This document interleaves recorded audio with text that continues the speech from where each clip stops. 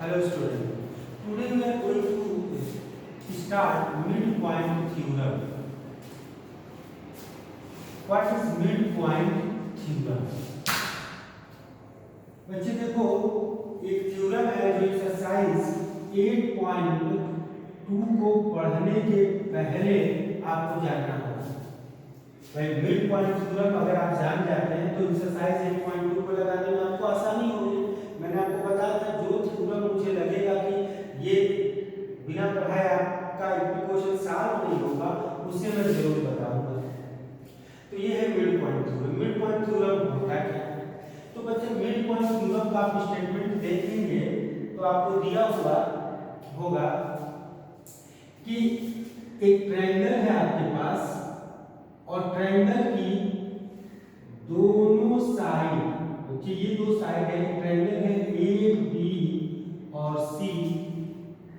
इस ट्रायंगल की दो साइड ए बी और ए सी का मिड पॉइंट, ए बी और ए सी का मिड पॉइंट, ए बी का मिड पॉइंट अगर आप ले लेते हैं ए बी सी तो डी और ए सी का मिड पॉइंट ई, अगर इनको आप ज्वाइन कर दे रहे हैं तो आपको ये प्रूफ करना है कि DE जो है वो पैरेलल होगी BC के, और ये भी प्रूफ करना है DE जो होगी वो होगी हाफ ऑफ BC। आपको बच्चे देखिए आपकी बुक में जो है पेज नंबर 148 पे थ्योरम दिया हुआ है 8.9।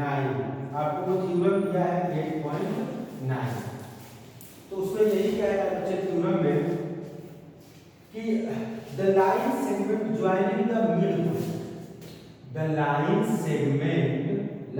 Segment joining the mid point of two side of triangle, two side of triangle, triangle की दो साइडों को ये लाइन सेगमेंट ज्वाइन करते हैं और ये दोनों क्या है मिड पॉइंट।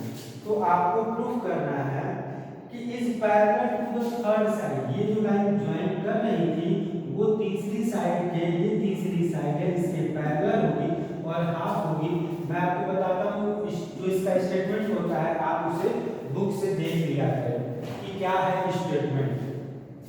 तो स्टेटमेंट में देखिएगा the line segment joining the mid point of two side of a triangle is parallel to the third side BC and half of BC। यही आपको प्रूफ करना है। तो चलिए देखते हैं। इसको प्रूफ करने के लिए सबसे पहले पैरेलल पे आपका ध्यान जाना चाहिए कि DE पैरेलल BC के में दिखाना है।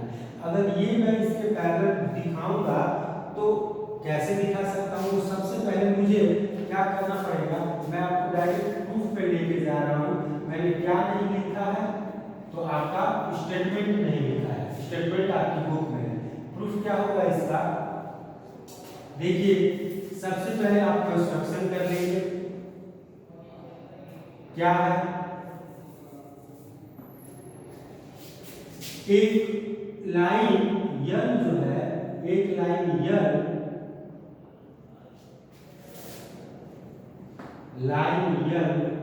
Draw parallel to BD।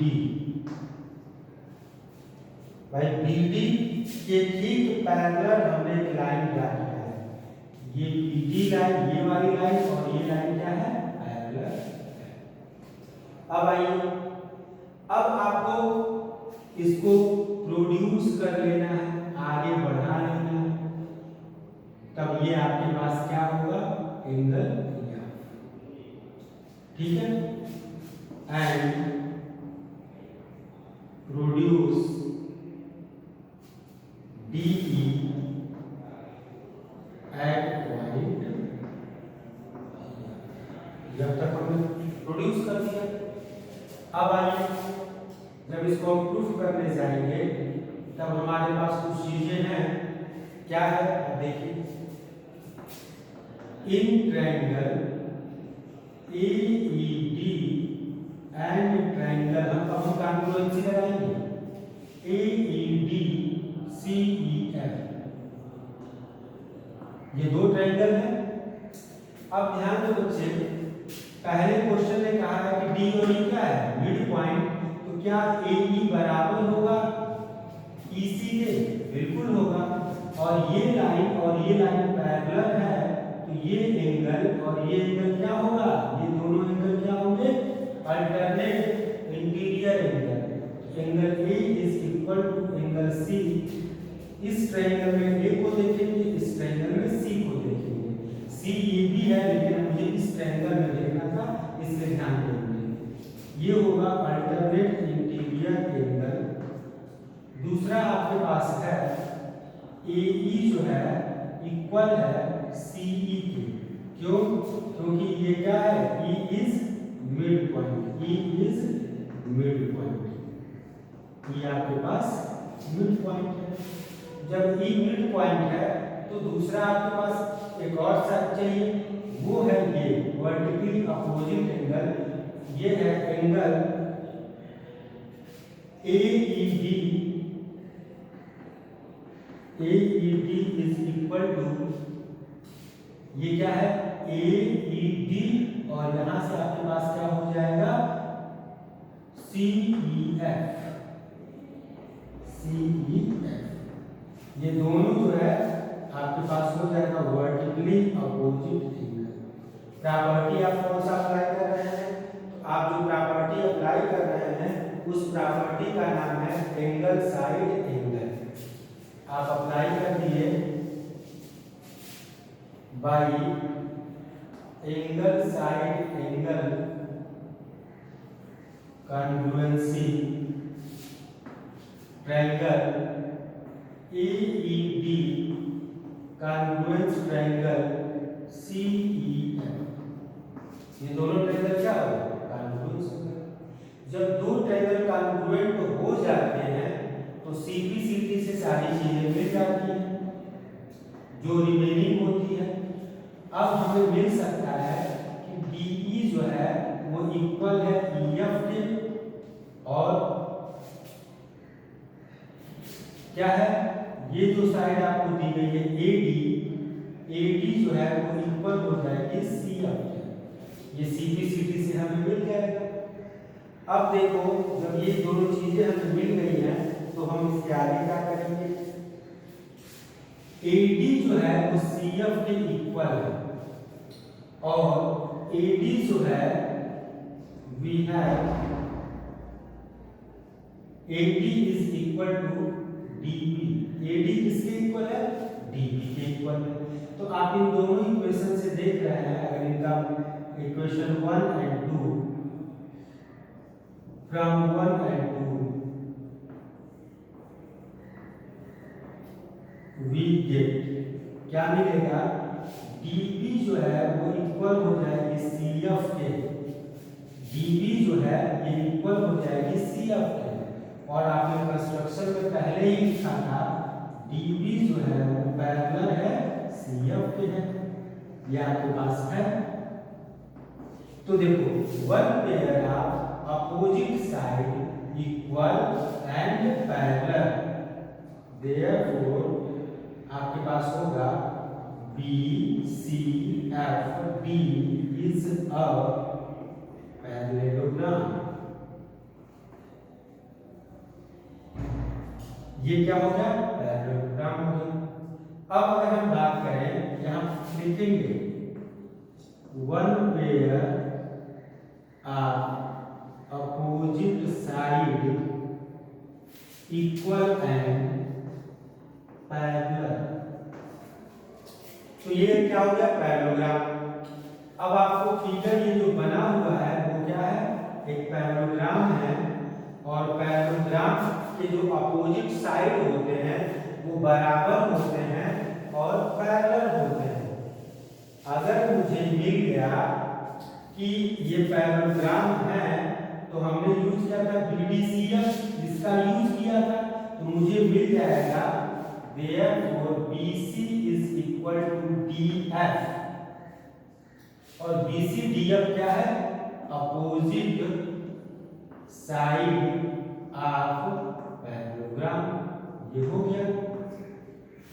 और BC DF के इक्वल तो मिला ही मिला, अब देखो मैं डी BC जो है DF के इक्वल मिल गया, तो BC को मैं लिख सकता हूँ DF, और DF दो पार्ट में टूटा है, DE प्लस EF।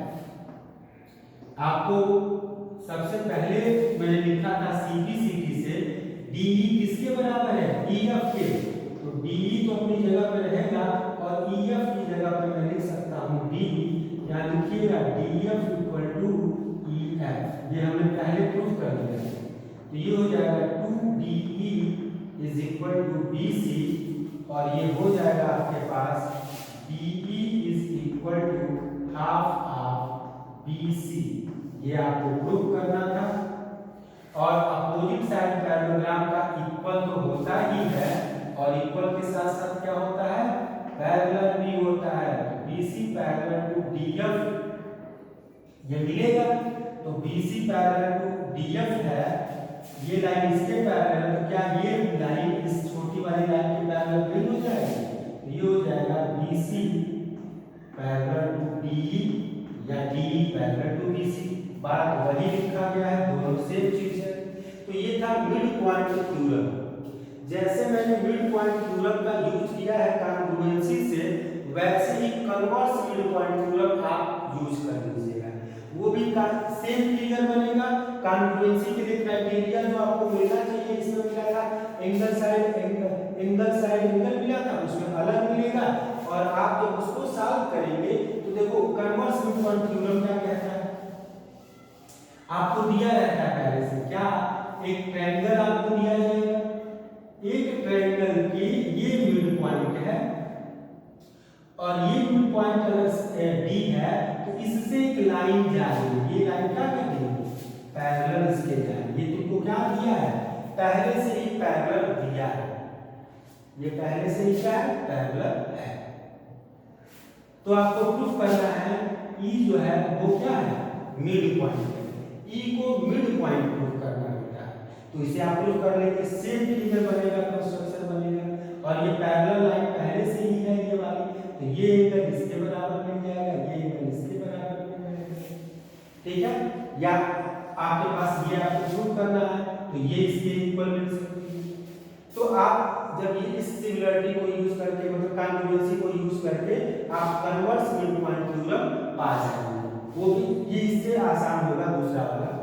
अब देखो बच्चे, कन्वर्स मिड पॉइंट थ्योरम भी समझ गए हो, किसी ट्रायंगल की एक साइड के मिड पॉइंट से जाने वाली पैरेलल लाइन दूसरे साइड को बाइसेक्ट करती है, ये स्टेटमेंट होता है, तो उसी का यूज करना है। तो अब चलिए हम एक्सरसाइज 8.2 स्टार्ट करते हैं, और 8.2 में जो है आपके पास जो पहला क्वेश्चन है, इसमें स्टेटमेंट जो होते हैं एक ही जैसे सभी क्वेश्चनों के स्टेटमेंट हैं। आपको दिया हुआ है पहला क्वेश्चन इसका कि ABCD के क्वाड्रिलेटरल, ABCD क्या है, क्वाड्रिलेटरल, उसका कोई भी शेप हो सकता है, ABCD, ये क्या है, क्वाड्रिलेटरल है। और आगे कह रहा है PQRS is the mid point of AB, PQRS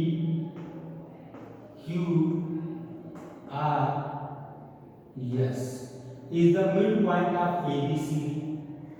तो अब ये ABCD जो है उसका मिड पॉइंट ये PQRS हो गया। आगे कह रहा है आपको शो करना है, ठीक है, कि SR पैरेलल टू AC, ये जो SR लाइन है वो AC के पैरेलल है, तो AC को पहले हम ड्रा कर लेंगे। चलिए अब ध्यान दीजिएगा, मैं लिख रहा हूं और तुरंत प्रूफ होते जाएगा। इन ट्रायंगल DAC, ध्यान दीजिए DAC में लिखूंगा S and R are the midpoints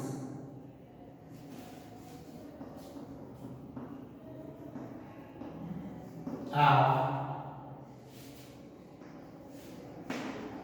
side AD and CD respectively।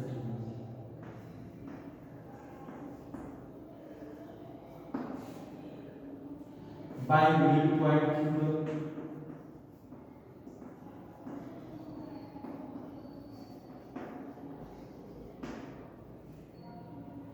एक ट्रायंगल की, ये ट्रायंगल है, उसके दोनों मिड पॉइंट को जोड़ने वाली लाइन मिड पॉइंट थ्योरम आप पढ़ चुके हैं।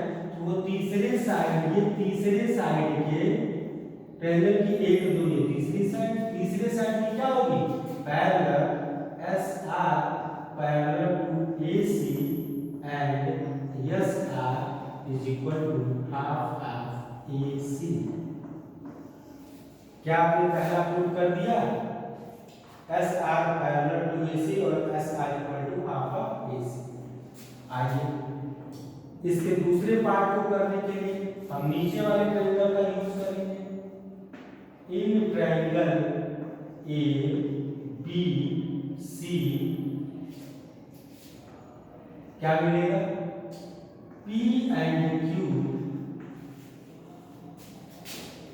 are the midpoints of P and Q are the midpoints of AB and BC. AB and BC respectively by midpoint theorem. By midpoint theorem यहाँ मैंने मिड पॉइंट लिखा ही है और यहाँ मिड पॉइंट थ्योरम लिखा हूं। ये हो गया मिड पॉइंट थ्योरम। क्या मिलेगा भाई?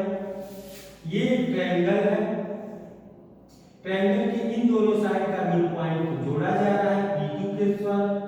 अब PQ जो होगा तीसरी साइड के हाफ भी होगा और पैरेलल भी होगा, तो ये हो जाएगा PQ parallel to AC and PQ is equal to half of AC। ये आपके पास आ गया। ये आपका हो गया इक्वेशन नंबर 2। अभी आपका सेकंड प्रूफ नहीं हुआ, ये आपने इक्वेशन नंबर 2 बनाया।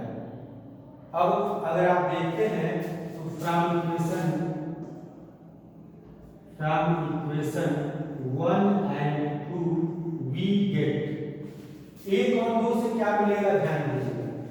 SR AC के पैरेलल है और AC PQ के पैरेलल है, तो SR और PQ क्या होगा? पैरेलल। SR इक्वल है AC के और AC SR पैरेलल है AC के और AC पैरेलल है PQ के। SR parallel to PQ, SR parallel to PQ। क्या यही लाना था? ठीक है, ये तो नहीं लाना था, लेकिन दूसरी जगह वो भी आ गई। SR हाफ AC के इक्वल है और हाफ AC जो है वो किसके इक्वल हो जाएगा? PQ के। SR हाफ AC और हाफ AC PQ, तो SR जो होगा, SR जो होगा वो किसके इक्वल होगा? PQ के। SR और PQ दोनों क्या होगा? इक्वल। ये मैंने सेकंड प्रूफ कर दिया। थर्ड बच्चे देखो अपने आप प्रूफ हो जाएगा, ध्यान दीजिएगा। One pair of opposite side, मैं बच्चे पैरेललोग्राम के लिए दो कंडीशन बताया हूं, ध्यान से सुनिए। या तो वो दोनों लाइन पैरेलल हो तब पैरेललोग्राम होगा, दोनों मतलब two pair of opposite sides are parallel. और एक कंडीशन होती, दूसरी कंडीशन है कि एक पेयर जो है, एक पेयर अपोजिट साइड का वो इक्वल हो और क्या हो? पैरेलल। तो यहाँ आपको क्या दिख रहा है? ये इक्वल है और ये पैरेलल है, सेम चीज इक्वल है और पैरेलल है। तो फ्रॉम सेकंड में जो हमने प्रूफ किया है, आप देख लीजिए वी है, आप यहाँ लिख लीजिए क्या करना? वी है SR parallel to PQ and SR equal to PQ। तो ये बताइए PQRS क्या होगा? एक पैरेललोग्राम। क्यों होगा? PQRS इज अ पैरेललोग्राम आपके पास हो गया। इसकी कंडीशन क्या है भाई? इसकी कंडीशन आप लिखेंगे जरूर, मुझे लग रहा है ये स्पेस मेरे पास नहीं है, मैं इसके नीचे क्या लिखूंगा? One pair of opposite side, one pair opposite side equal and parallel. तो देखो जब भी कोई क्वाड्रिलेटरल दे दे, क्वाड्रिलेटरल का मतलब वो स्क्वायर हो, रेक्टेंगल हो, कुछ भी हो, ये सारी चीजें, ठीक है। तो सबसे पहला कोई भी क्वेश्चन अगर आपको देता है, सबसे पहले ये सारे जो कैलकुलेशन किए गए हैं सभी क्वेश्चनों में होगा, सभी क्वेश्चनों में क्या है होगा। अब देखो जैसे इसमें मैंने प्रूफ कर दिया, उसी तरीके से अगर मैं आपको बात करता हूं, देखिए ये अभी आपके पास स्टेटमेंट में कोई चेंजिंग होनी नहीं है और नाम भी आपके पास यही रहने वाले हैं, बस थोड़ा सा ध्यान दीजिएगा और जैसे होता है जरूरत हम आपको बताते हैं। तो पहले क्वेश्चन पर डाउट नहीं होना चाहिए। ये ट्रायंगल आपको दिया था, ये दोनों मिड पॉइंट थी, जो मिड पॉइंट से ये इसके पैरेलल होगी और हाफ होगी। इधर से नीचे वाले से जाएंगे, ये दोनों मिड पॉइंट है तो ये लाइन इसके पैरेलल होगी, हाफ होगी। ये इसके पैरेलल है, ये इसके इक्वल भी है, पैरेलल और इक्वल हो तो ये पैरेललोग्राम होता है और यही हमको प्रूफ करना था। क्वेश्चन नंबर बच्चे देखो 2 में 3 में, क्वेश्चन नंबर 1 हो गया, क्वेश्चन 2, क्वेश्चन 3, क्वेश्चन नंबर 6, ये 1 2 3 4, ये 4 क्वेश्चन जो है इसी पे है, एकदम स्टार्ट यहीं से होगा। क्वेश्चन नंबर 7, क्वेश्चन नंबर 6 तो कुछ भी नहीं है, इसके साथ मैं 6 को ही बता दे रहा हूं, देखिएगा। So that the line segment joining the midpoint of the opposite side of a quadrilateral bisect each other। Question को अगर आपने समझ लिया तो सॉल्यूशन यही है। क्वेश्चन में क्या कह रहा है, so that आपको शो करना है the line segment joining the midpoint, joining the midpoint, इन पॉइंटों के बारे में बात हो रही है। किसी भी क्वाड्रिलेटरल के मिड पॉइंट से बनने वाले ये लाइन सेगमेंट यही फिगर बनाएंगे, उन्हीं की बात हो रही है। कह रहा है कि the opposite side of the quadrilateral bisect each other.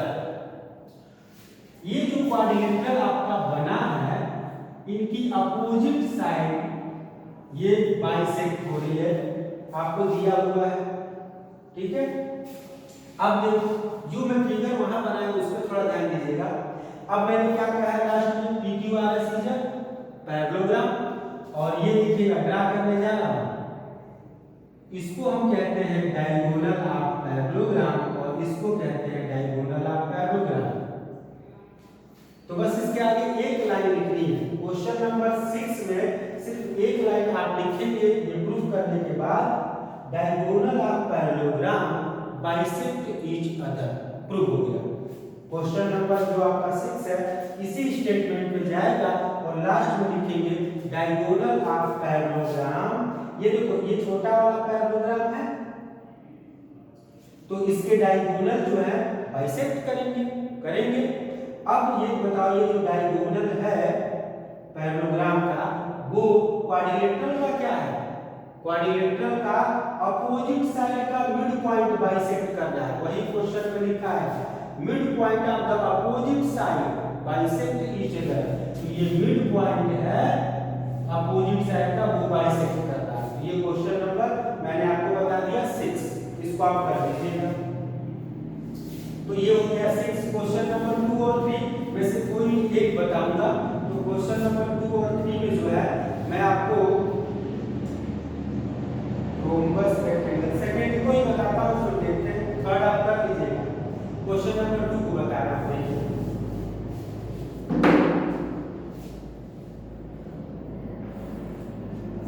मुझे सिर्फ फिगर बदलने की जरूरत है। लिखा है ABCD या रोम्बस, तो मैं लिखूंगा ABCD को क्या बनाऊंगा, रोम्बस।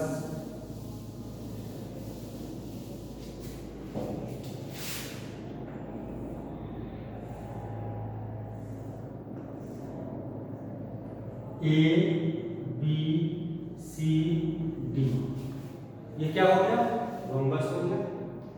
कह रहा PQRS, तो अब देखो PQRS कहीं पे आप रख दीजिए, लेकिन आपको ये याद रखना है P किसके साथ है, R किसके साथ है, ये किसके साथ है, PQRS। ये हो गया। सेकंड बड़ा होगा मेरे ख्याल से, इसीलिए सेलेक्ट किया हूं। तो अब देखो पी क्यू आर एस जो है मिड पॉइंट है, मैंने मिड पॉइंट को जोड़ दिया। उसके बाद कह रहा है so that quadrilateral P Q R S is rectangle. जो आपको ये बन रहा है पी क्यू आर एस, उसको क्या प्रूव करना है? रेक्टेंगल। इसके पहले आपने पी क्यू आर एस को क्या प्रूव किया था? पैरेललोग्राम। अब आपको क्या प्रूव करना है? रेक्टेंगल। बच्चे देखो किसी भी क्वाड्रिलेटरल को, जैसे रेक्टेंगल हुआ, स्क्वायर हुआ, रोम्बस हुआ, इन तीनों को प्रूव करने के लिए सबसे पहले आपको क्या करना पड़ेगा? पैरेललोग्राम प्रूव करना पड़ेगा, जो कि मैंने पहले ही प्रूव किया हुआ है। तो बिना पैरेललोग्राम के आगे हम बढ़ नहीं सकते थे, तो हमें क्या करना पड़ेगा? पहले पैरेललोग्राम तक जाएंगे, तो वही काम करेंगे बच्चे। देखिए हमने लिखा है इसमें क्या? S and R D A C. देखिएगा डी यहाँ है, ए यहाँ है, सी यहाँ है। चलिए इस लाइन को मैंने जोड़ दिया। अब देखिए आपका स्टेटमेंट क्या है? In triangle DAC yes and r are the midpoint, yes and r are the midpoint of the side AD and CD respectively। ये प्रूव हो गया पहला। फिर आएंगे हम इस साइड से दूसरा प्रूव करेंगे। देख लीजिए ABC लिखा हुआ है, ये आपके पास हो गया ABC। इस ट्रायंगल में P और Q है, P और Q मिड पॉइंट है, ये भी हो जाएगा। ये लाइन इसके पैरेलल और हाफ, ये लाइन इसके पैरेलल और हाफ, तो PQRS क्या हो गया? पैरेललोग्राम। अब बच्चे ये क्वेश्चन नंबर 2 का सॉल्यूशन है। इसके आगे अब बताने जा रहा हूं, जहां तक आप पूरा कंप्लीट करेंगे इसके आगे मैं बता रहा हूं। वो क्या कि कोई भी पैरेललोग्राम रेक्टेंगल का हो सकता है। हमने तो प्रूव कर दिया ना PQRS पैरेललोग्राम है, तो पैरेललोग्राम रेक्टेंगल कब होगा? सेकंड क्वेश्चन में पॉइंट नहीं डालना है आपको, क्योंकि पॉइंट नहीं लिखना है। तो कोई भी रेक्टेंगल, कोई भी पैरेललोग्राम रेक्टेंगल तभी हो सकता है। रेक्टेंगल और पैरेललोग्राम में सिर्फ एक ही डिफरेंस, क्या डिफरेंस होता है? रेक्टेंगल और पैरेललोग्राम में डिफरेंस, वर्टेक्स एंगल जो होते हैं 90। रेक्टेंगल के अपोजिट साइड बराबर होते हैं, पैरेललोग्राम के भी बराबर होते हैं, अपोजिट एंगल भी बराबर होते हैं। लेकिन रेक्टेंगल में जो होता है 90 डिग्री होता है और पैरेललोग्राम में बस इक्वल होते हैं, वैल्यू कुछ भी हो सकती है। तो सिर्फ इतना ही करना है। अब देखो इस क्वेश्चन को लगाने के लिए एक स्टेप और आगे जाएंगे। चलिए ये भी लाइन ड्रा कर लीजिए। अब हम ड्रा कर लेते हैं, तो हमने अब हम बात करेंगे इन ट्रायंगल ABD। फिर वही लाइन लिखेंगे ABD P and S are the midpoint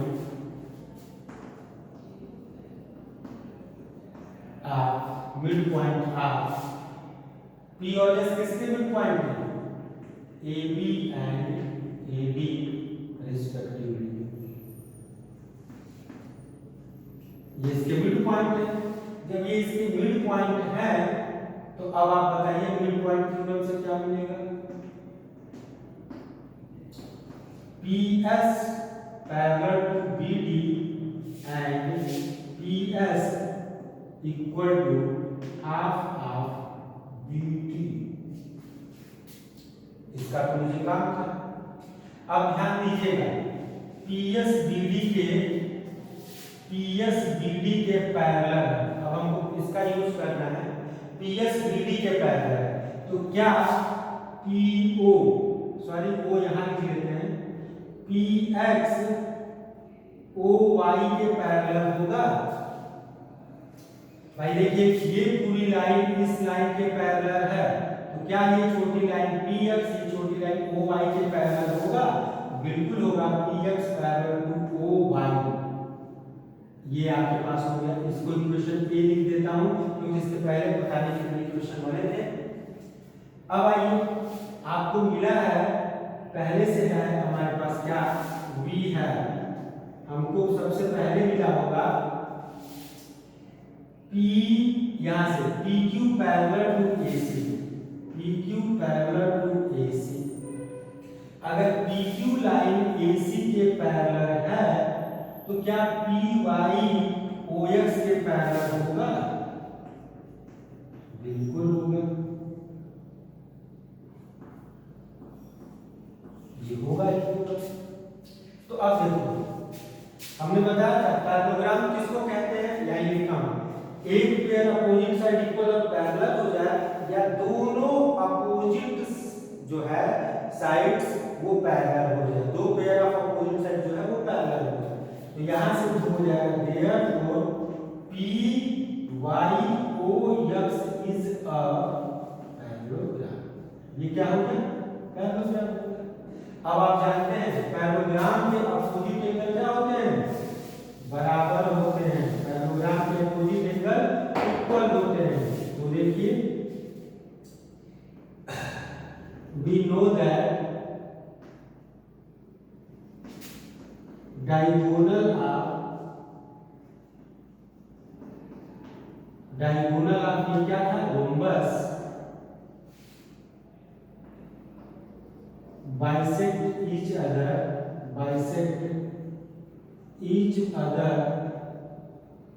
at 90 degree. ये कितने डिग्री पे बाइसेक्ट करता है? 90। और ये क्या है? पैरेललोग्राम। तो PYOX पैरेललोग्राम है, तो angle P is equal to क्या होगा? Angle O। एंगल P और एंगल O बराबर होगा। तो आ जाइए, तो ये हो जाएगा angle P is equal to angle O, और O की वैल्यू अभी तो आप निकाले हैं 90 डिग्री, तो एंगल P की वैल्यू क्या होगी? 90। वो पैरेललोग्राम जो जिसका एक वर्टेक्स एंगल 90 है वो रेक्टेंगल ही होगा। कोई भी पैरेललोग्राम जिसका एक वर्टेक्स एंगल 90 डिग्री हो तो वो क्या होगा? रेक्टेंगल होगा। कि एंगल P निकला तो Q भी 90, ये दोनों का सब 90, तो ये भी 90, सभी एंगल क्या निकल जाएंगे? 90। तो therefore PQRS parallelogram PQRS is a rectangle. यही आपको प्रूव करना है। इसके पहले वाला सॉल्यूशन तो आप पूरा करेंगे ही करेंगे, उसके बाद ये है क्वेश्चन नंबर 3 में भी पहले का पूरा सॉल्यूशन PQRS पैरेललोग्राम, उसके आगे जो क्वेश्चन में कहेगा वो आप प्रूव कर देंगे। तो ये सारी चीजें हैं। तो इसमें स्टेटमेंट 4 क्वेश्चन ऐसे हैं जिसमें स्टेटमेंट जो है एकदम सेम होता है। Thank you.